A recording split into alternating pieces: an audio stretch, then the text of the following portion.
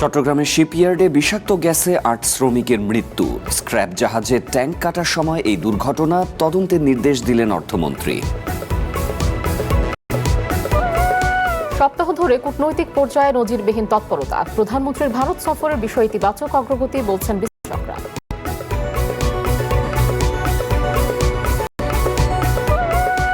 ছাত্রদলের কেন্দ্রীয় কমিটিতে বরাবরই সুবিধা পায় ঢাকা বিশ্ববিদ্যালয়, বৈষম্য বলছেন অন্য প্রতিষ্ঠানের নেতারা।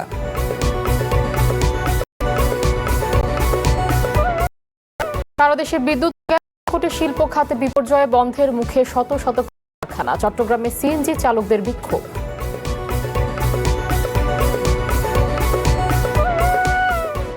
এবং আফগানিস্তানে ক্ষমতা দখলের 5 বছর পর ভারতের মাটিতে প্রকাশ্যে বিজয় দিবস করতে যাচ্ছে তালেবান।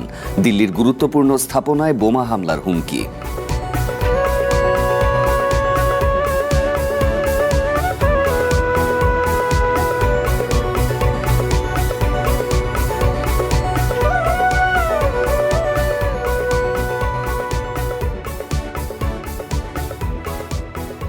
সন্ধ্যার বুলেটিনে স্বাগত, সাথে আছি সাফাত বিন ফরিদ এবং আমি কাজী আয়েশা। শুনছিলেন শিরোনাম, এবার বিস্তারিত। চট্টগ্রামের ভাটিয়ারীতে শিপইয়ার্ডে কাজ করতে গিয়ে গ্যাস লিকেজ থেকে বিষক্রিয়ায় ৮ শ্রমিকের মৃত্যু হয়েছে। অসুস্থ হয়ে চট্টগ্রাম মেডিকেল কলেজ হাসপাতালে ভর্তি হয়েছেন আরও 10 থেকে 12 জন। এই ঘটনায় নিহতদের প্রত্যেকের পরিবারকে 10 লাখ টাকা করে ক্ষতিপূরণের ঘোষণা দিয়েছে শিপইয়ার্ড মালিক অ্যাসোসিয়েশন। পাশাপাশি সরকারের পক্ষ থেকে আর্থিক সহায়তার এবং ঘটনা তদন্ত করে দোষীদের শাস্তির কথা জানিয়েছেন অর্থমন্ত্রী আমির খসরু মাহমুদ চৌধুরী। দুর্ঘটনাস্থলের ঝুঁকি কমাতে যোগ দিয়েছেন সেনাবাহিনীর বিস্ফোরক বিশেষজ্ঞ টিম। শুক্রবার সকালে সীতাকুণ্ডের ভাটিয়ারীতে ফেরদৌস শিপইয়ার্ডের একটি জাহাজের সেপটিক ট্যাঙ্কে গ্যাস লিকেজের ঘটনা ধরা পড়ে। পরে সেটি সারাতে গেলে আরও ছড়িয়ে পড়ে গ্যাসের বিষক্রিয়ায় ওখানকার 20 শ্রমিকের মধ্যে 5 জনই ঘটনাস্থলে মারা যায়। হাসপাতালে নেয়ার পথে মারা যায় আরও 3 জন। আহতদের চট্টগ্রাম মেডিকেল সহ নগরীর বিভিন্ন হাসপাতালে ভর্তি করা হয়। নিহতদের স্বজনদের অভিযোগ, ঘটনার পর তাদের কোনো খোঁজ নেয়নি শিপইয়ার্ডের মালিকরা। এছাড়া শুক্রবার ছুটির দিনেও বাধ্য করে কাজ করানোর অভিযোগও ইয়ার্ড কর্তৃপক্ষের বিরুদ্ধে। পুরাতন শিপেরা কিনে আনে তখন যে এখানে গ্যাস থাকে আর কি, গ্যাস এগুলো যখন ওরা ছাড়তে চাইছিল, ছাড়তে গিয়ে ওরা ওগুলো বিস্ফোরণ হয়েছে, বিস্ফোরণ ওরা নিঃশ্বাস আটকে মারা গেছে আর কি। জাহাজের সেফটি ট্যাঙ্কি আছে, ওই ট্যাঙ্কি কাটার জন্য করছে, ওই গ্যাসগুলো বাইরে হয়, এমন সব মানুষ আক্রমণ করে ফেলেছে। দুর্ঘটনার পর মরদেহগুলো চট্টগ্রাম মেডিকেলে নেওয়া হলে কান্নায় ভেঙে পড়েন স্বজনরা। নিহত 8 জনের মধ্যে আছেন মনসুর ও নাসির নামে 2 সহোদরও। চট্টগ্রাম মেডিকেল কলেজ হাসপাতাল, আমাদের হাসপাতালে 8 জনকে আমরা মৃত অবস্থায় আনা হয় এখানে, আরেকজন আহত অবস্থায় এখানে আমাদের সার্জারি বিভাগে ভর্তি আছে, সে আশঙ্কামুক্ত। দুর্ঘটনার পর হাসপাতাল পরিদর্শন করে আহতদের সর্বোচ্চ চিকিৎসার নির্দেশ দেন অর্থমন্ত্রী আমির খসরু মাহমুদ চৌধুরী। নিহতদের পরিবারকে ক্ষতিপূরণের পাশাপাশি তদন্ত করে দোষীদের শাস্তির কথাও বলেন তিনি। শিপ ব্রেকিং অ্যাসোসিয়েশন থেকে প্রত্যেক পরিবারকে ওরা 10 লক্ষ টাকা করে, আমরা বলেছি ওদেরকে কম্পেনসেশনের কথা, ওরা 10 লক্ষ টাকা করে প্রত্যেক ফ্যামিলিকে দেওয়া হচ্ছে। তো সরকারের পক্ষ থেকে আমরা কিছু দেব, কারো পক্ষে বিপক্ষে কিছু নাই। সরকারের দায়িত্ব হচ্ছে তদন্ত করে সঠিক তথ্যটা বের করে আনা, তার পরিপ্রেক্ষিতে প্রয়োজনীয় সব ব্যবস্থা করা। এদিকে স্ক্র্যাপ জাহাজটিতে এখনও দাহ্য পদার্থ থাকায় ঝুঁকি কমাতে যোগ দিয়েছে সেনাবাহিনীর বিস্ফোরক বিশেষজ্ঞ দল। Shahnaz Riton, One News, Chattogram. এক সপ্তাহ ধরে নানা ধরনের তৎপরতা বাংলাদেশ ভারত কূটনৈতিক পর্যায়ে। দিল্লিতে সংবাদ সম্মেলনে ভার্চুয়ালি যুক্ত হয়ে শেখ হাসিনার বক্তব্য দেওয়ার ঘটনায় বাংলাদেশের প্রতিক্রিয়া, প্রধানমন্ত্রী তারেক রহমানের সাথে বৈঠক শেষে ভারতীয় হাই কমিশনার দীনেশ ত্রিবেদীর দিল্লি উড়ে যাওয়া, পরদিনই নরেন্দ্র মোদীর সাথে তার বৈঠক এবং একই সময়ে ভারতের গোয়েন্দা সংস্থা প্রধানের বাংলাদেশ সফর, সবকিছু মিলিয়ে ভেতরে যে পরিস্থিতি তৈরি হচ্ছে তাকে নজিরবিহীন বলছেন আন্তর্জাতিক সম্পর্ক বিশ্লেষকরা।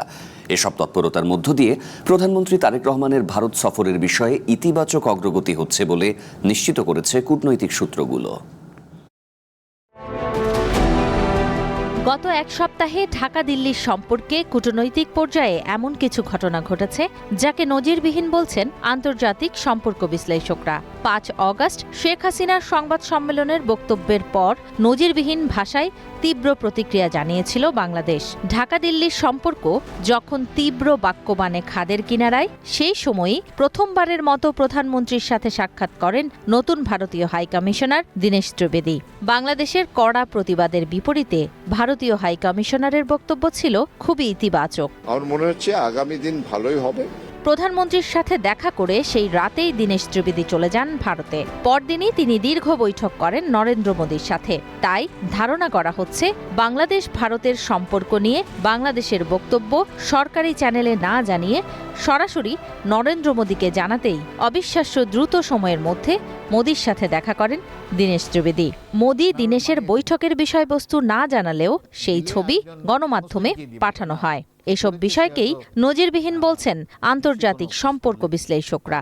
আমার জীবনে কখনো এই ধরনের ফটো দেখিনি যে একজন হাইকমিশনার গেছে তার নিজের দেশের প্রধানমন্ত্রীর সাথে কথা বলতে, সেটা বড় করে ফটো উঠেছে। এটা পজিটিভও হতে পারে যে না, এটাও দেখাতে যাচ্ছে যে দেখো আসলেই ভারত চেষ্টা করছে। তবে মোদির কী বার্তা নিয়ে দীনেশ ত্রিবেদী ঢাকা ফিরলেন তা নিয়ে এখনও কোনো বার্তা মেলেনি। শুধুই তারেক রহমানের সফর নাকি শেখ হাসিনা অথবা হাদি হত্যাকারী সহ অন্যান্যদের দেশে ফেরানোর বিষয়টি গুরুত্ব পাচ্ছে তাদের কাছে। প্রাসঙ্গিকভাবে ভারতের গোয়েন্দা প্রধান পরাগ জৈন বাংলাদেশ সফর করে কী বার্তা নিয়ে গেলেন সেটিও আলোচনার টেবিলে স্থান পাচ্ছে। যদিও ভারতের সংবাদ মাধ্যম বলছে অগাস্টের শেষেই হতে পারে তারেক রহমানের দিল্লি সফর। বিশ্লেষকরা বলছেন এই সফর হতে পারে ব্রিক্সকে উপলক্ষ করেই। নিউ ইয়র্কে দেখা করার একটা সম্ভাবনা আছে। আপনি তো বারবার এগুলো পিছিয়ে দিতে পারবেন না বা এড়াতে পারবেন না। সেই হিসেবে প্রধানমন্ত্রী যদি, যেহেতু ব্রিক্স সম্মেলনটা সামনে চলে এসেছে, ব্রিক্স সম্মেলনের হয়তো একদিন আগে গেলেন, গিয়ে একটা দ্বিপাক্ষিক বৈঠক করলেন, তারপর ব্রিক্স সম্মেলনে অংশ নিলেন, এইরকম হলে এটা এখন অ্যাপ্রোপ্রিয়েট হতে পারে। বাংলাদেশ এমনিতেই ব্রিক্সে যেতে চাচ্ছে, সেটা আরও সহজ হতে পারে, ওই চিন্তাটা থাকা দরকার। এদিকে ভারত সরকারের বিষয়ে পররাষ্ট্র প্রতিমন্ত্রীকে প্রশ্ন করা হলে তিনি বিষয়টিকে একেবারে নাকচ করে দেননি, আবার নিশ্চিতও করেননি। সকল দেশ সফরের ক্ষেত্রে আমরা বাংলাদেশ সরকার পজিটিভ আছে। নির্ভর করবে মাননীয় প্রধানমন্ত্রীর সময়ের উপরে এবং দুই দেশের আলোচনার কতটুকু আগাচ্ছে সেটার উপরে। ব্রিক্স তো অনেক দেরি, 1 মাসে বহুত কিছু হয়ে যেতে পারে। অপরদিকে ভারতের গোয়েন্দা সংস্থা রয়ের প্রধান পরাগ জৈনের বাংলাদেশ সফর স্বাভাবিক হিসেবে বলা হলেও এটি নিয়েও তৈরি হয়েছে নানা প্রশ্ন। দুই দেশের নিরাপত্তা সংশ্লিষ্ট কর্মকর্তাদের স্বাভাবিক আসা যাওয়া হিসেবে ধরা হলেও পরাগ জৈনের সফরে শেখ হাসিনার প্রত্যর্পণের বিষয়টিও আলোচিত হতে পারে বলে মনে করছেন কূটনীতিকরা।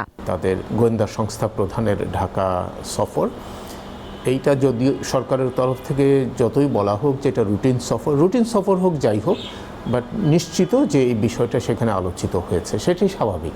ভূ রাজনৈতিক প্রেক্ষাপটে বাংলাদেশকে নিজের দিকে টানতে ভারতের কৌশলগত অবস্থানও গুরুত্ব পাচ্ছে বলে মনে করেন বিশ্লেষকরা। এখানে অন্য রাষ্ট্র চাচ্ছে কিনা, অন্য দেশ খুশি হবে কিনা। ঝুমি রহমান, ওয়ান নিউজ, ঢাকা। ত্যাগ, লড়াই, সংগ্রাম, আদর্শ একই। উত্তাল দিনগুলোতে নির্যাতন দমনের শিকার হন একই রকম, জেল জুলুমেও থাকেন সমান নিমিত্ত। কিন্তু যখন সময় আসে মূল্যায়নের, তখন হন বঞ্চিত। বলছিলাম ছাত্রদলের নেতৃত্ব নির্বাচনের কথা। এই সংগঠনের শীর্ষ নেতৃত্বে খুব একটা দেখা যায় না ঢাকা বিশ্ববিদ্যালয়ের বাইরের অন্য কোনো বিশ্ববিদ্যালয় বা ইউনিটের নেতাদের। বঞ্চিত এসব ছাত্র নেতার দাবি, এক শ্রেণীর সিন্ডিকেটের দৌরাত্মে কখনোই বৈষম্য মুক্ত হয় না ছাত্র রাজনীতি। তাদের দাবি, আগামীর কেন্দ্রীয় কমিটিতে ক্ষমতা বিকেন্দ্রীকরণ না হলে ছাত্রদলের অনেক কর্মী আগ্রহ হারাবেন। 24 জুলাই নির্বিচারে গুলি চালিয়ে যখন আন্দোলন প্রায় দমন করে ফেলেছিল তৎকালীন সরকার, তখন ঢাকা আরিচা মহাসড়ক অবরোধ করে আন্দোলনে গতি আনেন জাহাঙ্গীরনগর বিশ্ববিদ্যালয়ের শিক্ষার্থীরা। সেই আন্দোলনের নেতৃত্ব দেন ছাত্রদলের এই 3 নেতা। আওয়ামী শাসনের রক্তচক্ষু উপেক্ষা করে ক্যাম্পাসে ছাত্রদলের রাজনীতি করার অভিজ্ঞতা ছিল ভয়াবহ। তাদের দাবি, শুধুমাত্র ছাত্রদলের রাজনীতি করার কারণে সেই দিনগুলোতে ক্লাস পরীক্ষায়ও অংশ নিতে পারেননি তারা। জীবন যৌবন সবকিছু আমাদের শেষ করছি, আমরা আমাদের পড়াশোনা এখন পর্যন্ত শেষ করি। আপনি বললেন বললেন যে আপনারা বিয়ে সাথে করতে পারিনি, আমাদের তো জীবন আছে, আমি একটা পুরুষ, কিন্তু এই সুন্দর যে জীবন আমি কিন্তু বিসর্জন দিয়েছি এই দলকে ভালোবেসে। এই দল থেকে পাওয়ার আসলে মানে আমার তো অধিকারও রাখি। শিগগিরই গঠন করা হচ্ছে ছাত্রদলের নতুন কেন্দ্রীয় কমিটি। কারা আসছেন নতুন কমিটিতে? এই নেতাদের আক্ষেপ, ছাত্রদলের কেন্দ্রীয় কমিটিতে বরাবরই প্রাধান্য পায় ঢাকা বিশ্ববিদ্যালয়। তার ফলে জাহাঙ্গীরনগর সহ অন্যান্য শিক্ষা প্রতিষ্ঠানের ত্যাগী নেতারা বঞ্চিত হন। আমাকে পিলারের মধ্যে বেল্ট দিয়ে বেঁধে আমাকে মানে অমানসিক নির্যাতন করছে, যতক্ষণ পর্যন্ত সে মানে কষ্ট মানে তার ক্লান্ত না হয়েছে ততক্ষণ পর্যন্ত আমাকে মারছে। যখন দেখবে যে একটা যোগ্য মানে ছেলে যখন মূল্যায়িত হচ্ছে, তখন তাকে দেখে তার জায়গা থেকে আরো ছেলেরা, মেধাবী ছেলেগুলো আপনার হচ্ছে মানে আপনার দলে আসবে। নেতৃত্বের বিকেন্দ্রীকরণটি দরকার, কেননা আপনি দেখবেন যে সর্বশেষ যে জুলাই আগস্ট গণ অভ্যুত্থান হয়েছে সেটি শুধুমাত্র একটি বিশ্ববিদ্যালয় কেন্দ্রিক বা একটি শিক্ষা প্রতিষ্ঠান কেন্দ্রিক সীমাবদ্ধতা ছিল না। জুলাই অভ্যুত্থানের সময় যে ঢাকা বিশ্ববিদ্যালয় আন্দোলনটা অনেক সময় স্তিমিত হয়ে গেছে বা বন্ধ হয়ে যাওয়ার উপক্রম হয়েছে, তখন কিন্তু জাহাঙ্গীরনগর বিশ্ববিদ্যালয়, প্রাইভেট বিশ্ববিদ্যালয়, জগন্নাথ বিশ্ববিদ্যালয় সহ ঢাকার যে অপরাপর যে শিক্ষা প্রতিষ্ঠানগুলো, তারাই কিন্তু এই আন্দোলনটাকে এসিলারেট করে সামনে নিয়ে গেছে। একই অভিমত জগন্নাথ বিশ্ববিদ্যালয় ছাত্রদলের আহ্বায়কেরও। তবে তার প্রত্যাশা গণ অভ্যুত্থান পরবর্তী বাংলাদেশে ছাত্রদলের নতুন কমিটিতে অতীতের এই মনোপলি ভাঙবে। নেতৃত্ব নির্বাচনের ক্ষেত্রে কোনো এককেন্দ্রিক চিন্তা ভাবনা না হয়ে সে যেই বিশ্ববিদ্যালয়ের হোক, নেতৃত্ব দেওয়ার যোগ্যতা থাকলে সে নেতা হতে পারে। এই দৃষ্টান্তর জন্য হলো ক্ষমতা বা কমিটির ক্ষেত্রে আমার অংশীদারিত্ব, সকল বিশ্ববিদ্যালয়ের অংশীদারিত্ব থাকা উচিত। দীর্ঘদিন ছাত্রদল নিয়ে চর্চা করেছি, দায়িত্বে ছিলাম, আমি বুঝি।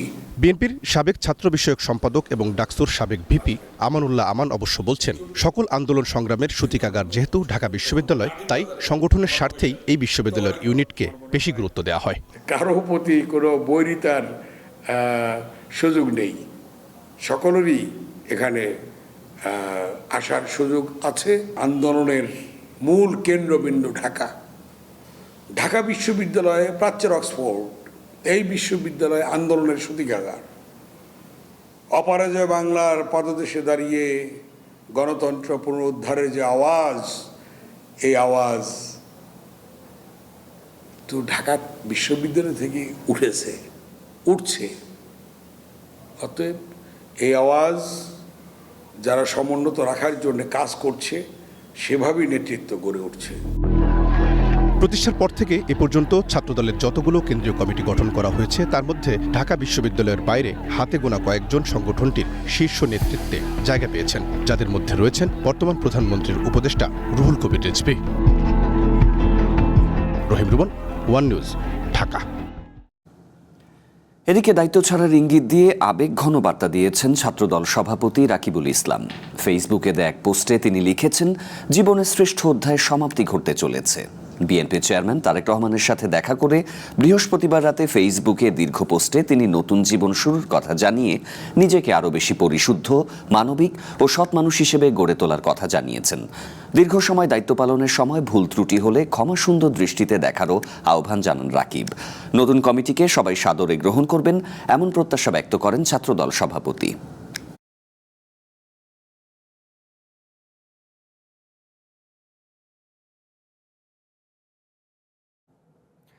চলতি অর্থ বছরের মধ্যে সিটি কর্পোরেশন, পৌরসভা ও ইউনিয়ন পরিষদ সহ স্থানীয় সরকারের 5টি নির্বাচন অনুষ্ঠিত হবে বলে জানিয়েছেন স্থানীয় সরকার প্রতিমন্ত্রী মীর শাহে আলম। দুপুরে মৌলভীবাজারের শ্রীমঙ্গলে পরিচ্ছন্নতা কর্মীদের জন্য নির্মাণাধীন ভবন, শহরের ময়লার ভাগার স্থানান্তর এবং রাধানগর মহাজিরাবাদ সড়কের কাজ পরিদর্শনে গিয়ে এ কথা জানান তিনি। প্রতিমন্ত্রী বলেন, পর্যটন নগরী শ্রীমঙ্গলের উন্নয়নে 1000 কোটি টাকার প্রকল্প হাতে নেওয়া হয়েছে। জাতীয় উন্নয়নের মূল ধারায় মৌলভীবাজারকে যুক্ত করতে সমন্বিত পরিকল্পনায় সরকার কাজ করছে বলেও জানান তিনি। সরকারি কোনো খাদ জায়গায় নিরাপদ, যেখানে পরিবেশের ক্ষতি হবে না, এরকম জায়গাতে আমরা এই ল্যান্ডফিল বলেন বা ময়লার ভাগারের স্থান বলেন, আমরা সেখানে নিয়ে যাব এবং সেখানে একটা ওয়েস্ট ম্যানেজমেন্ট প্ল্যান তৈরি করব, যার মাধ্যমে এই ময়লাকে আমরা অর্থনীতিতে রূপান্তরিত করে জৈব সার বা অন্য কাজে যাতে ব্যবহার করা যায়, সেই ব্যবস্থা আমরা করবো ইনশাল্লাহ। সহিংসতা বা মারামারির ঘটনায় ইসলামী ছাত্র শিবির কখনো আগে আক্রমণ করেনি, বরং বারবার আক্রান্ত হয়েছে, এমন অভিযোগ করেছেন জামায়াতের সেক্রেটারি জেনারেল মিয়া গোলাম পরোয়ার।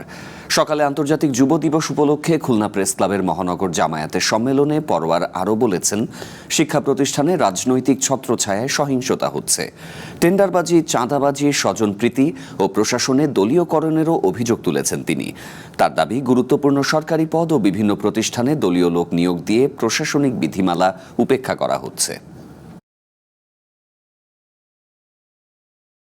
বিভিন্ন জায়গায় বিরোধী দলের উপরে হামলা করা হচ্ছে।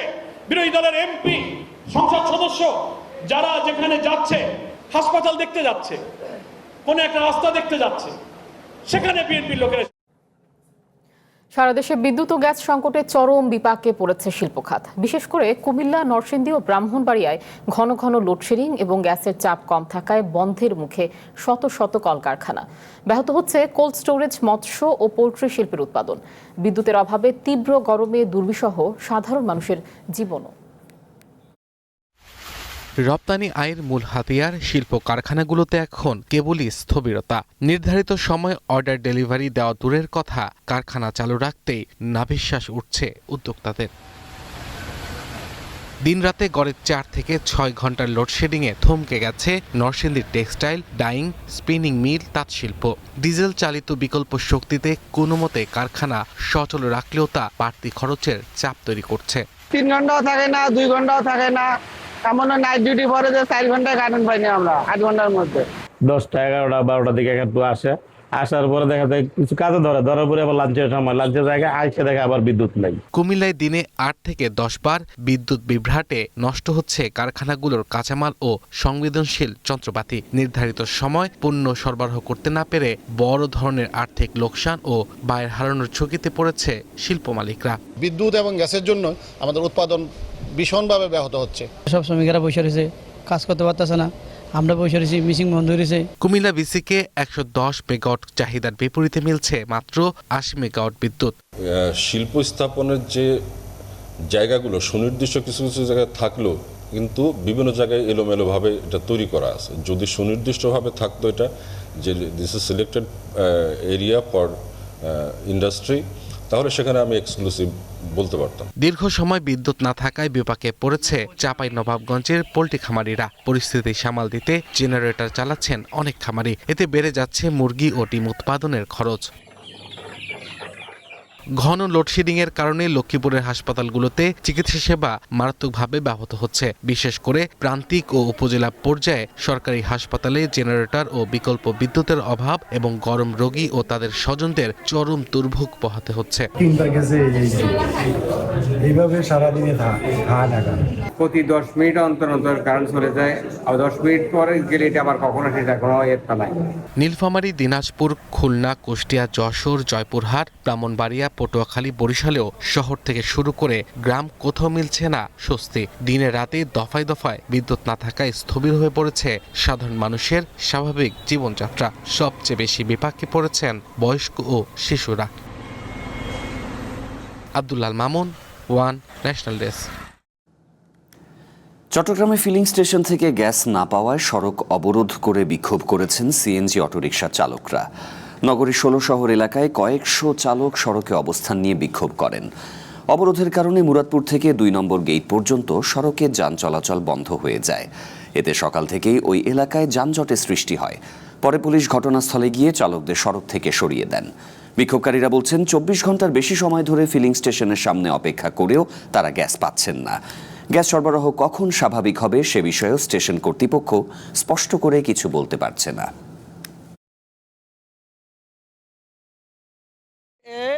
রাত 11টা বাজে সিরিয়াল দিয়েছি রহমাননগর মোগর থেকে। সিরিয়াল দিয়ে আমরা সারা রাত্র লাইনে আসছি। আমরা রাত্রে 1টা বাজে এরা ফুল পাম্প সিরিয়ালে মানে গ্যাস আছে লাইনত, এরা আমাদেরকে গ্যাস দিচ্ছে না। ড্রাইভারের সাথে খারাপ রাব ব্যবহার করে, অন্য বেলায় নিয়ে গাড়ি করলে 200 টাকা করে গ্যাস নিয়ে ওদেরকে গ্যাস দেয়, কিন্তু লাইনের গাড়ি গ্যাস দিচ্ছে না। এখন পর্যন্ত আমরা গ্যাস পাইনি। এখন কারেন্টের সমস্যার জন্য এখন আবার দাঁড়ায় আছে। জেনারেটর থাকা সত্ত্বেও জেনারেটর চালু করতেছে না।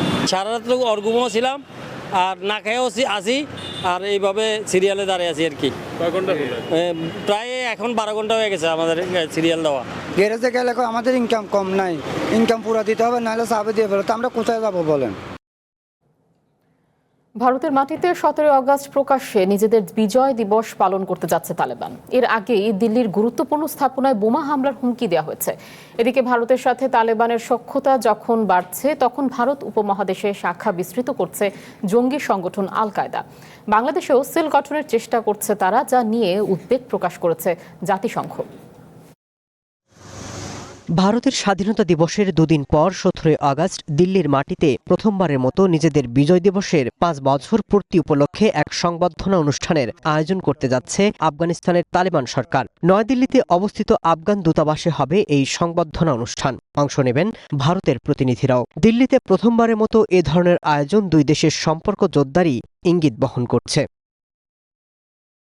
ভারতের সাথে তালেবানের যখন ঘনিষ্ঠতা বাড়ছে, তখন জাতিসংঘ এবং বিভিন্ন আন্তর্জাতিক বিশ্লেষকরা বলছেন তালেবানের ছত্রছায়ায় আল কায়দা আফগানিস্তানে তাদের নেটওয়ার্ক এবং কার্যক্রম পুনর্গঠন করছেন। আফগানিস্তানে তালেবান ক্ষমতা দখলের পর থেকেই আল কায়দার সাথে তাদের দীর্ঘদিনের আদর্শিক এবং কৌশলগত সম্পর্ক আরও গভীর আর সুসংগত হচ্ছে বলেও বিভিন্ন আন্তর্জাতিক প্রতিবেদন এবং গোয়েন্দা তথ্যে উঠে এসেছে।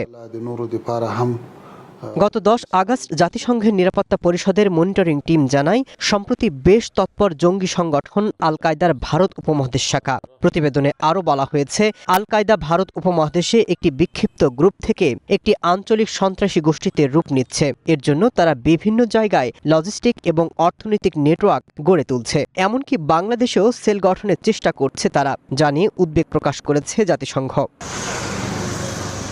তথ্য বলছে, গত বছরের 25 নভেম্বর ভারতের নয়াদিল্লির লালকেল্লায় যে গাড়ি বোমা হামলা হয়, সেটি চালায় আল কায়দার ভারত উপমহাদেশ শাখা। এবারও দেশটির স্বাধীনতা দিবসের আগের দিন দিল্লিতে বোমা হামলার হুমকির খবর দিচ্ছে ভারতের গণমাধ্যমগুলো। দিল্লির হাইকোর্ট এবং ইন্দিরা গান্ধী আন্তর্জাতিক বিমানবন্দর সহ রাজধানীর একাধিক গুরুত্বপূর্ণ স্থানে বোমা হামলার এই হুমকি আসে। Masud Rana, one international desk. সন্ধ্যার বুলেটিনে নিচ্ছে বিরতি।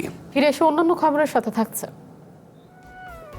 চাঁপাইনবাবগঞ্জে আইন অমান্য করে বালু উত্তোলনের অভিযোগ, হুমকিতে নদী রক্ষা বাঁধ ও ঘরবাড়ি।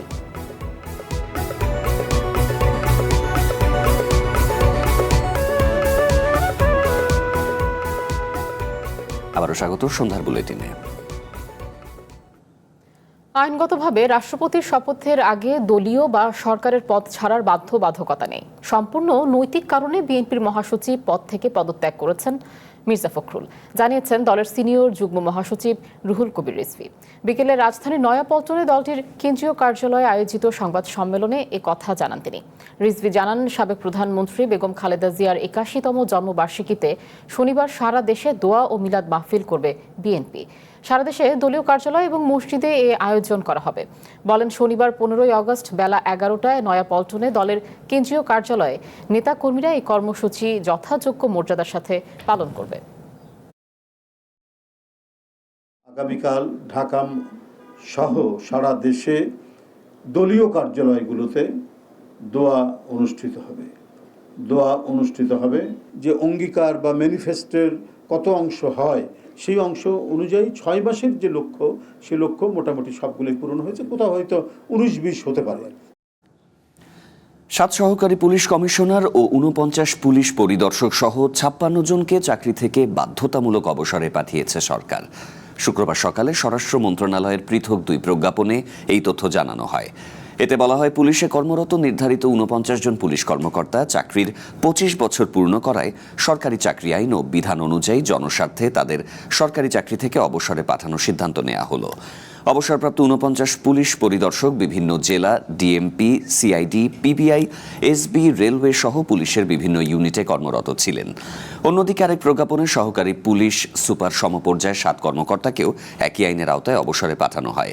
তবে বিধি অনুযায়ী তারা অবসরজনিত সুবিধা পাবেন বলে প্রজ্ঞাপনে উল্লেখ করা হয়।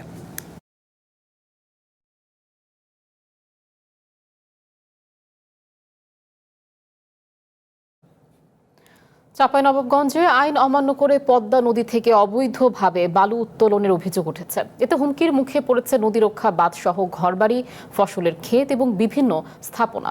ক্ষতি ঠেকাতে লাঠি সোঁটা নিয়ে পাহারায় নেমেছে পদ্মা পাড়ের মানুষ। এরই মধ্যে বাল্কহেড ও ড্রেজার মেশিনে দফায় দফায় ঘটেছে হামলা ও ভাঙচুর। সংকট জেনেও প্রশাসনের নীরব ভূমিকা নিয়ে প্রশ্ন তুলেছেন স্থানীয়রা। নদীর পাড় ঘেঁষে অবৈধভাবে বালু উত্তোলনে সীমান্তবর্তী চাঁপাইনবাবগঞ্জের চরবাগডাঙ্গা ও আলাতুলি ইউনিয়নে প্রতি বছর বাড়ছে নদী ভাঙন। নদীগর্ভে বিলীন হচ্ছে হাজার বিঘা ফসলি জমি ও বসতবাড়ি। আতঙ্কে দিন কাটাচ্ছেন নদী পাড়ের মানুষ। প্রায় এক মাস ধরে লাঠিসোঁটা নিয়ে নদী পাহারা দিচ্ছেন স্থানীয়রা। তাদের অভিযোগ, মালবাগডাঙ্গা ও চরবাগডাঙ্গায় বালুমহল ইজারা নিয়ে চলছে অনিয়ম। প্রশাসনের বেঁধে দেওয়া নির্দিষ্ট সীমানা থেকে প্রায় 4 কিলোমিটার দূরের নদী রক্ষা বাঁধের নিচে বালু উত্তোলন করছে প্রভাবশালীরা। ফলে হুমকিতে পড়েছে কয়েক হাজার কোটি টাকা ব্যয়ে নির্মিত নদী রক্ষা বাঁধ ও ঘরবাড়ি। লাঠি সোঁটা নিয়ে বাধা দেওয়ার উদ্দেশ্য একটাই, যে আমাদেরকে এই নদীতে আমরা বালি উত্তোলন করতে দিব না। সবাই এখানে পাবলিক ক্ষাপ্ত আছে যে 2 এমপিতে এক জিনিস গেলা করছে, তা আমরা এগুলা চাই না। 2 এমপি বুঝাশোনা করে আমার নদীটাকে যেন রক্ষা করে। রাজনৈতিক নেতাদের ছত্রছায়ায় প্রভাবশালী মহল অবৈধ বালু উত্তোলনে জড়িত থাকায় বাধা দিতে গেলেই মামলা হামলার ভয়ভীতি দেখানো হয়। এমনকি মারধরেরও অভিযোগ উঠেছে। নেতা যারা মেম্বার, যারা চেয়ারম্যান, তারা আপনাদের বালি সিন্ডিকেট করে বালি তুলে লেজে তুলছে। প্রশাসনকে বলতে চাই, আমাদের শান্তি শৃঙ্খলা পরিবেশে এরকম যদি কোনো কিছু হয় তারা যেন তাড়াতাড়ি ব্যবস্থা নেয়। এ নিয়ে বারবার যোগাযোগের চেষ্টা করলেও অভিযুক্ত ইজারাদারদের বক্তব্য পাওয়া যায়নি। এদিকে সূর্যনারায়ণপুর বালুমহলের ইজারাদারের দাবি, অন্য বালুমহলের লোকজন বেআইনিভাবে তাদের সীমানায় বালু উত্তোলন করায় ক্ষিপ্ত হয়ে জনসাধারণ ভাঙচুর চালিয়েছে। চরবাগডাঙ্গা এবং মালবাগডাঙ্গা তারা সবাই কিন্তু আমার চর থেকে বালু উত্তোলন করছে, যার কারণে হয়তোবা এলাকাবাসী আরেকটু হয়েছে, যে ক্ষুব্ধ হয়েছে যে এক জায়গাতেই সব বালু উত্তোলন হচ্ছে। নির্দিষ্ট সীমানার বাইরে বালু উত্তোলন করলে নদী রক্ষা বাঁধ হুমকিতে পড়বে, দাবি পানি উন্নয়ন বোর্ডের। বেআইনিভাবে বালু উত্তোলনকারীদের বিরুদ্ধে ব্যবস্থা নেওয়ার দায় সারা আশ্বাস প্রশাসনের। বাঁধের যাতে না ভাঙে বা বাঁধের প্রতি হুমকি স্বরূপ এরকম কোনো কাজে আমরা অনুমোদন দেব না, বা এরকম কোনো অভিযোগ পেলে আমরা সাথে সাথে তদন্ত করে প্রয়োজনীয় ব্যবস্থা গ্রহণ করব। নির্ধারিত এরিয়ার বাইরে গিয়ে অবশ্যই বালু উত্তোলনের কোনো সুযোগ নেই। সেখানে যদি এমন কোনো ঝুঁকি তৈরি হয় যে সরকারি কোনো অবকাঠামো বা বাঁধ যদি ক্ষতিগ্রস্ত হওয়ার কোনো আশঙ্কা তৈরি হয়, সেখানে অবশ্যই আমরা আইনানুগ ব্যবস্থা নেব। চরাঞ্চলের বাড়িঘর, ফসলি জমি রক্ষায় অবৈধ বালু উত্তোলন বন্ধে দ্রুত কার্যকর ব্যবস্থা দেখতে চান এলাকাবাসী। Tarek Rahman, One News, Chapainawabganj. চট্টগ্রাম বন্দরের জলসীমায় দুটি বাণিজ্যিক জাহাজের মধ্যে সংঘর্ষ হয়েছে। তবে কী ধরনের ক্ষতি হয়েছে তাৎক্ষণিক জানাতে পারেনি কেউ। শুক্রবার সকালে বহির্নোঙরে মোটর ট্যাঙ্কার সি স্পাইক এবং বাল্ক ক্যারিয়ার সানশাইনের মধ্যে এই সংঘর্ষের ঘটনা ঘটে। সংঘর্ষে জাহাজ দুটি কী ধরনের ক্ষতির সম্মুখীন হয়েছে প্রাথমিকভাবে নিশ্চিত করতে পারেনি কেউ। তবে জাহাজটি উদ্ধার ও প্রয়োজনীয় সহায়তার জন্য নৌবাহিনীর দুটি জাহাজ ও সোয়ার্ডসের একটি বোট নিয়োজিত রাখা হয়েছে। নেত্রকোনার কলমাকান্দায় সার্বজনীন একটি কবরস্থানের আধিপত্যকে কেন্দ্র করে 2 গ্রামের বাসিন্দাদের সংঘর্ষে নারীসহ 62 জন আহত হয়েছেন। সকালে উপজেলার রংছাতি ইউনিয়নের আমগড়া এলাকায় এই সংঘর্ষ হয়। স্থানীয়দের দাবি, প্রায় 60 থেকে 70 বছর ধরে আমগড়া বাজারের পাশে কবরস্থানটি পুলিয়া, পানিশ্বরপাড়া, আমগড়া ও আশপাশের কয়েকটি গ্রামের মানুষ ব্যবহার করে আসছেন। সম্প্রতি কবরস্থানটির নাম ও ব্যবস্থাপনা নিয়ে পুলিয়া, পানিশ্বরপাড়া ও আমগড়া গ্রামের বাসিন্দাদের মধ্যে বিরোধ দেখা দেয়। এর জেরেই সকালে উভয় পক্ষ দেশীয় অস্ত্র নিয়ে সংঘর্ষে জড়ায়। এ সময় কয়েকটি দোকানপাট ও বাড়ি ঘরে ভাঙচুরের ঘটনাও ঘটে। এই ঘটনায় আহত 62 জন কলমাকান্দা উপজেলা স্বাস্থ্য কমপ্লেক্সে চিকিৎসা নিতে আসেন। গুরুতর আহত 6 জনকে ময়মনসিংহ মেডিকেলে পাঠানো হয়েছে। পরিস্থিতি নিয়ন্ত্রণে ঘটনাস্থলে পুলিশ মোতায়েন করা হয়েছে।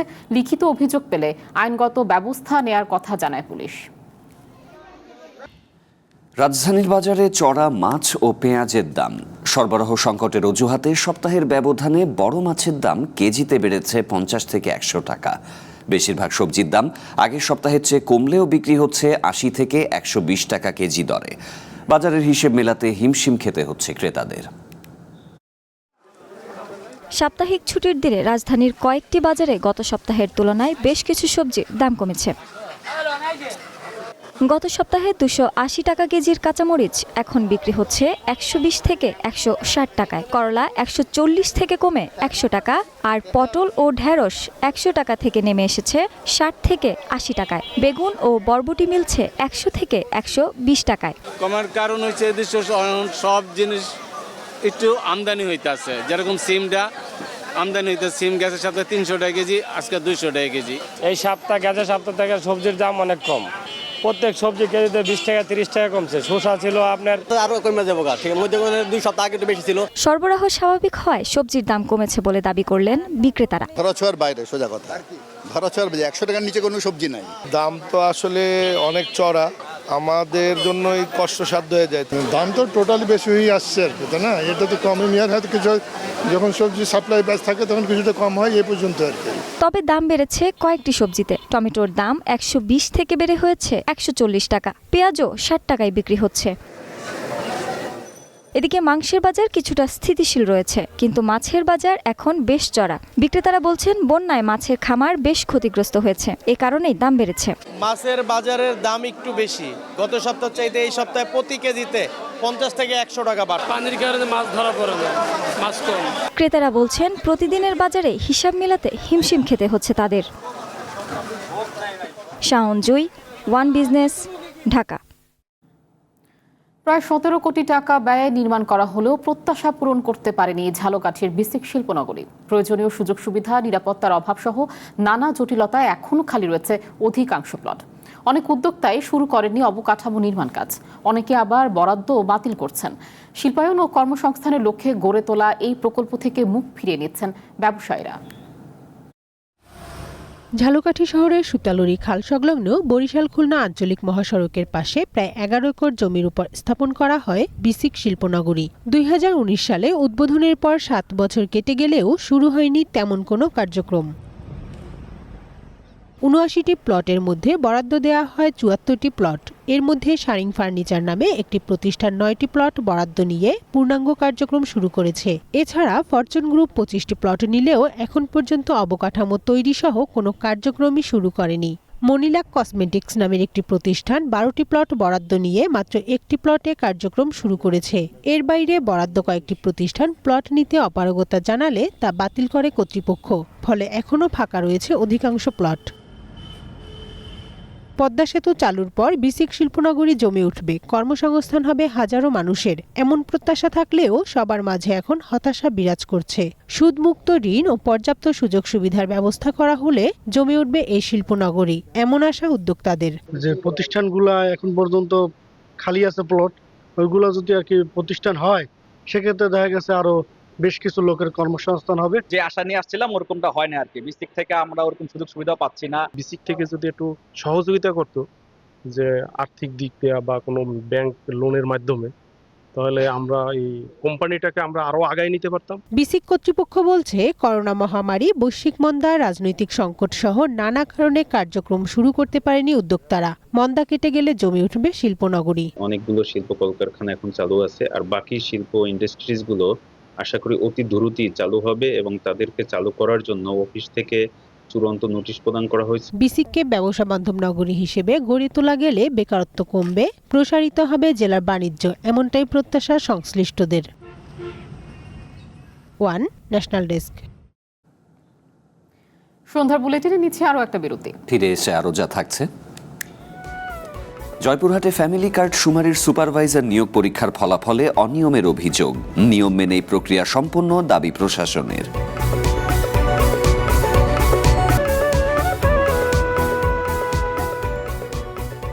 আবারও স্বাগত সন্ধ্যার বুলেটিনে।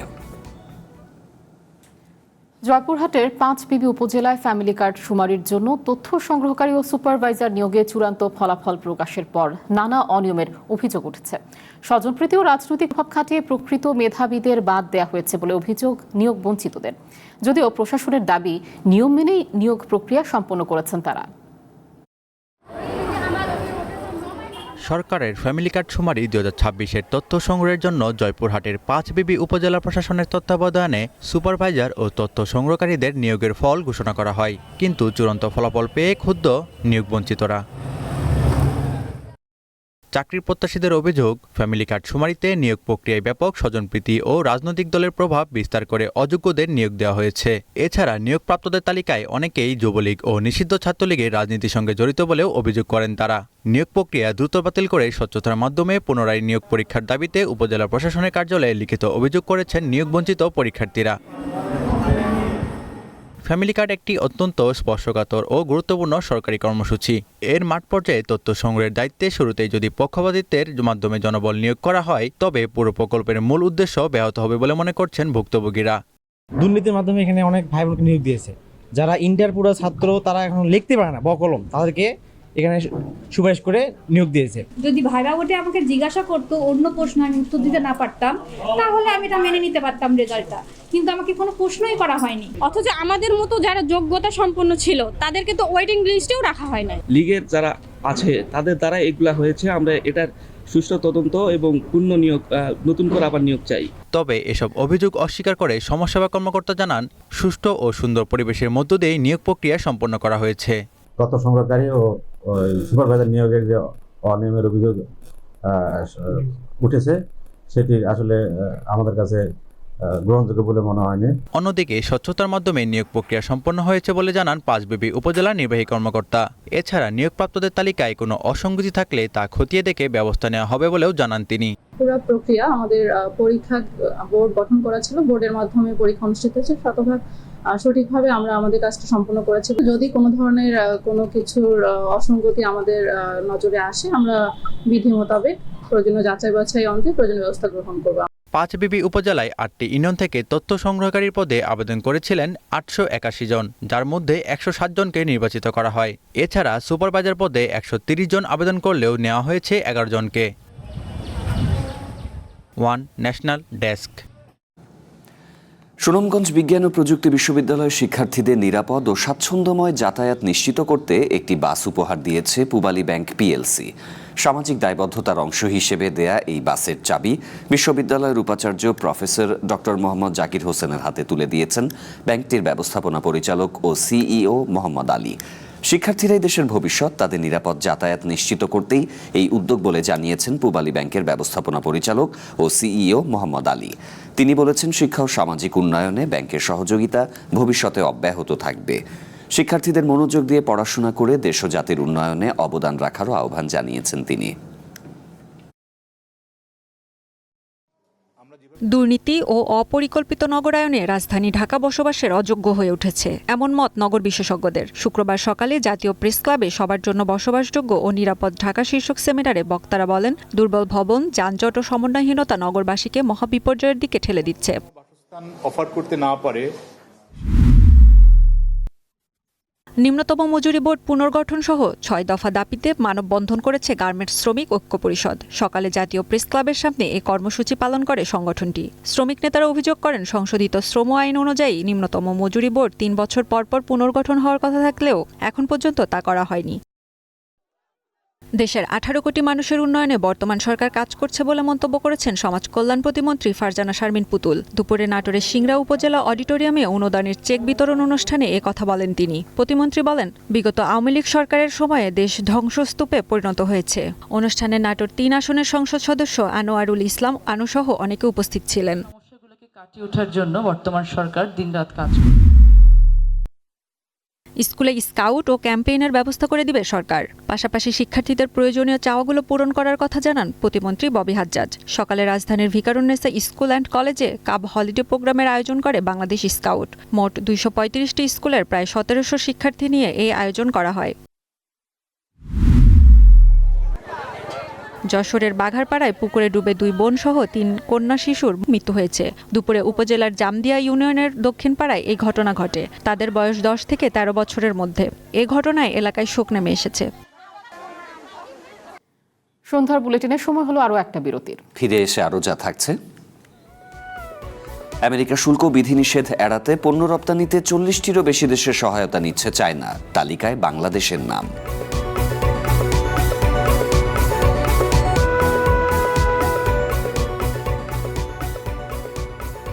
দেখছেন সন্ধ্যার বুলেটিন।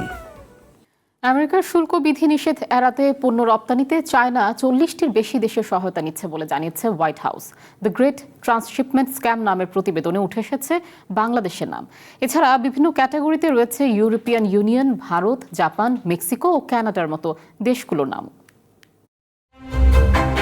আমেরিকার কম শুল্ক আরোপ করা দেশগুলোর সাহায্যে চায়না নিজের ওপর থাকা ওয়াশিংটনের শুল্ক বিধিনিষেধ এড়িয়ে যাচ্ছে বলে জানিয়েছে হোয়াইট হাউস। বৃহস্পতিবার দ্য গ্রেট ট্রান্সশিপমেন্ট স্ক্যাম নামের প্রতিবেদনে বেইজিংকে সহায়তায় বাংলাদেশ সহ 40টি দেশ ও জোটের নাম উঠে এসেছে।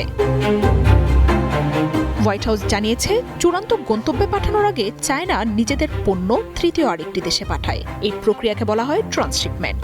পরে পণ্যগুলোর উৎস গোপন রেখে রপ্তানি করা হয় সেগুলো। এই প্রক্রিয়ায় আমেরিকার আমদানি শুল্ক কম থাকা দেশগুলোকে ব্যবহার করে বেইজিং। বেইজিংয়ের এই ছায়া রপ্তানি প্রক্রিয়ায় থাকা দেশগুলোকে 3টি ভাগে ভাগ করেছে আমেরিকা। তালিকার প্রথম স্তরে কানাডা, ইউরোপিয়ান ইউনিয়ন, ভারত, ইসরায়েলের মতো দেশ ও জোট রয়েছে। দ্বিতীয় স্তরে রয়েছে ইন্দোনেশিয়া, মালয়েশিয়া, তুর্কি, থাইল্যান্ডের নাম। তৃতীয় ও শেষ স্তরে থাকা চায়নার লক্ষ্যবস্তুতে পরিণত হওয়া দেশগুলোর মধ্যে উঠে এসেছে বাংলাদেশ, শ্রীলঙ্কা, মরক্কো, মিয়ানমার সহ আরও বেশ কয়েকটি দেশের নাম। এসব কারণে নাগরিকরা চাকরি এবং দেশটি বিলিয়ন বিলিয়ন ডলার মুনাফা হারাচ্ছে বলে অভিযোগ করেছেন হোয়াইট হাউসের বাণিজ্য বিষয়ক উপদেষ্টা পিটার নেভারো। যদিও এই অভিযোগ নিয়ে কোনো প্রতিক্রিয়া জানায়নি চায়না বা হোয়াইট হাউসের প্রতিবেদনের নাম থাকা দেশগুলো। তবে বাণিজ্য যুদ্ধে কেউই জয় পাবে না এবং চায়নার ওপর আমেরিকার শুল্কের বিরোধিতার কথা জানায় বেইজিং। আগামী মাসে হোয়াইট হাউসে চায়নার প্রেসিডেন্ট শি জিনপিং এবং আমেরিকার প্রেসিডেন্ট ডোনাল্ড ট্রাম্পের মধ্যে বৈঠকের কথা রয়েছে। তবে এর আগে পাল্টাপাল্টি একের পর এক বিধিনিষেধের ঘোষণা দিচ্ছে দেশ দুটি। মার্জিয়া উপমা, ওয়ান ইন্টারন্যাশনাল ডেস্ক। আমেরিকার প্রেসিডেন্ট ডোনাল্ড ট্রাম্পের মেয়াদ শেষ না হওয়া পর্যন্ত যুদ্ধ চালানোর হুঁশিয়ারি দিয়েছেন আইআরজিসির জ্যেষ্ঠ জেনারেল মোহাম্মদ রেজা নাকতি। পিবিএসকে দেয়া এক সাক্ষাৎকারে তিনি জানান, গত 5 মাসে ইরান শিখে গেছে আমেরিকার বিরুদ্ধে কিভাবে লড়াই করতে হয়। যুদ্ধে ওয়াশিংটন পারমাণবিক বোমা ফেললে পরদিনই সারা বিশ্বে তাদের সব সামরিক ঘাঁটি হাতছাড়া হয়ে যাবে বলেও সতর্ক করেছে সংস্থাটি। আমেরিকার প্রেসিডেন্ট ডোনাল্ড ট্রাম্পের পুরো মেয়াদ জুড়েই পশ্চিম এশিয়ায় চলমান যুদ্ধ টেনে নিয়ে যাওয়ার হুঁশিয়ারি দিয়েছে ইরান। তেহরানে হামলা চালানোর জন্য ওয়াশিংটনকে যেন চরম মূল্য দিতে হয়, সেই বার্তাই দিতে চায় দেশটি। ইরানের ইসলামিক রেভলিউশনারি গার্ড কর্পস আইআরজিসির জ্যেষ্ঠ জেনারেল মোহাম্মদ রেজা নাকতি এমন হুঁশিয়ারি দিয়েছেন। আমেরিকার সম্প্রচার মাধ্যম পিবিএসকে দেয়া এক সাক্ষাৎকারে জেনারেল মোহাম্মদ রেজা নাকদি বলেন, এই যুদ্ধ যত বেশি দিন চলবে ইরানের তত বেশি অভিজ্ঞতা হবে। আমেরিকার বিরুদ্ধে কিভাবে লড়তে হয় তা শেখার জন্য প্রকৃত অভিজ্ঞতা অর্জনের মতো কোনো বাস্তব যুদ্ধ তেহরান এর আগে কখনো দেখেনি। এই 5 মাসে ইরান শিখে গেছে কিভাবে লড়াই করতে হয়।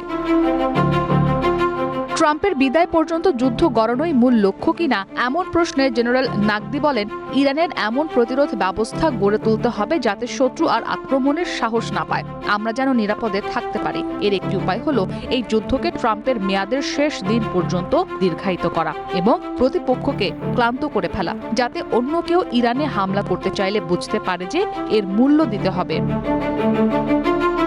চলমান যুদ্ধে আমেরিকার পারমাণবিক বোমা ব্যবহারের কোনো সম্ভাবনা আছে কিনা জানতে চাইলে নাকদি হুঁশিয়ারি দিয়ে বলেন, এটি আমেরিকার জন্য মারাত্মক এক ভুল হবে। তিনি বলেন, ওয়াশিংটন পারমাণবিক বোমা ফেলার পরদিন সকালেই বিশ্বজুড়ে তাদের সব কয়টি সামরিক ঘাঁটি হাতছাড়া হয়ে যাবে। ইরান পারমাণবিক বোমা তৈরির বিষয়ে আলোচনা করছে কিনা এমন প্রশ্নে তিনি জানান, তার কোনো প্রয়োজন নেই। জুলুমের বিরুদ্ধে দাঁড়িয়ে ইরান গোটা বিশ্বের মানুষের হৃদয় জয় করেছে, সেটাই আমাদের পারমাণবিক বোমা। ফলে অহেতুক ধ্বংসলীলা বা পারমাণবিক অস্ত্রের কোনো দরকার ইরানের নেই বলে জানান এই জ্যেষ্ঠ জেনারেল। ইরানের আমেরিকা নিপাত স্লোগান ঘিরে ওয়াশিংটনের রাজনীতিবিদদের সমালোচনার বিষয়ে তিনি বলেন, আমেরিকার সাধারণ মানুষের প্রতি তাদের কোনো শত্রুতা নেই। এই স্লোগানের অর্থ হলো আমেরিকার সেই নেতৃত্বের পতন যারা পরাশক্তি হওয়ার পর থেকে অন্তত 70টিরও বেশি দেশে আক্রমণ চালিয়েছে বা নীতি লঙ্ঘন করেছে। ইসরাত মুক্তি, ওয়ান ইন্টারন্যাশনাল ডেস্ক। বেলজিয়ামের ঐতিহাসিক গ্র্যান্ড প্লেসে উন্মোচিত হল সুবিশাল ও চোখ ধাঁধানো 24তম ফ্লাওয়ার কার্পেট। বেলজিয়াম ও জাপানের মধ্যকার 160 বছরের কূটনৈতিক সম্পর্ক উদযাপন উপলক্ষে এই আয়োজন। এবারের আসরে প্রাধান্য পেয়েছে জাপানি শিল্পকলা। প্রচণ্ড দাবদাহ সামলাতে ঐতিহ্যবাহী ফুলের পরিবর্তে ব্যবহার করা হয়েছে তাপ সহনশীল 5 লাখ ডালিয়া। ইউরোপ জুড়ে তীব্র তাপপ্রবাহের মধ্যেই বেলজিয়ামের গ্র্যান্ড প্লেস চত্বরে ফুটে উঠেছে এক অপরূপ শিল্পকর্ম। 70 মিটার দীর্ঘ এবং 24 মিটার চওড়া স্থান জুড়ে তৈরি করা হয়েছে সুবিশাল ফ্লাওয়ার কার্পেট। বিখ্যাত জাপানি শিল্পী হোকুসাইয়ের শিল্পকর্ম দ্য গ্রেট ওয়েভের আধুনিক রূপায়ণে সাজানো হয়েছে পুরো চত্বর। চলতি সপ্তাহে ইউরোপে তাপমাত্রা 35 ডিগ্রি সেলসিয়াসের কাছাকাছি পৌঁছে যায়। এ কারণে এবার সংবেদনশীল বেগোনিয়া ফুলের বদলে ব্যবহার করা হয়েছে মেক্সিকান প্রজাতির প্রায় 5 লাখ ডালিয়া ফুল। 15টি ভিন্ন জাতের ও 10টি রঙের এই ডালিয়া প্রখর রোদেও দীর্ঘ সময় সতেজ থাকতে সক্ষম। ডালিয়া অত্যন্ত সহনশীল একটি ফুল। মূলত মেক্সিকোর পার্বত্য অঞ্চল থেকে আসা এই ফুলটি ইউরোপের বর্তমান তাপমাত্রা খুব ভালোভাবেই সহ্য করতে পারে।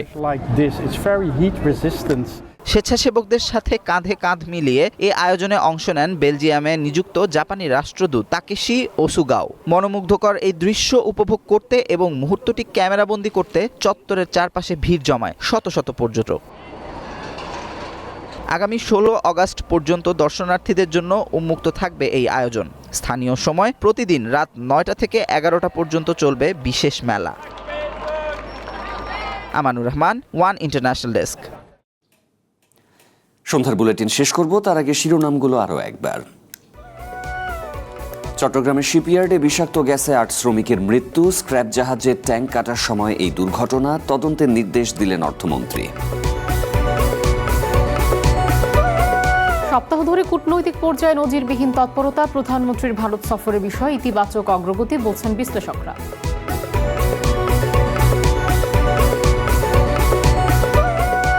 ছাত্রদলের কেন্দ্রীয় কমিটিতে বরাবরই সুবিধা পায় ঢাকা বিশ্ববিদ্যালয়। বৈষম্য বলছেন অন্য প্রতিষ্ঠানের নেতারা।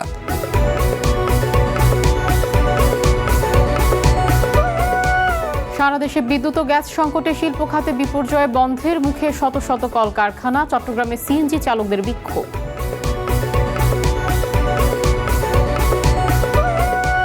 এবং আফগানিস্তানে ক্ষমতা দখলের 5 বছর পর ভারতের মাটিতে প্রকাশ্যে বিজয় দিবস করতে যাচ্ছে তালেবান। দিল্লির গুরুত্বপূর্ণ স্থাপনায় বোমা হামলার হুমকি।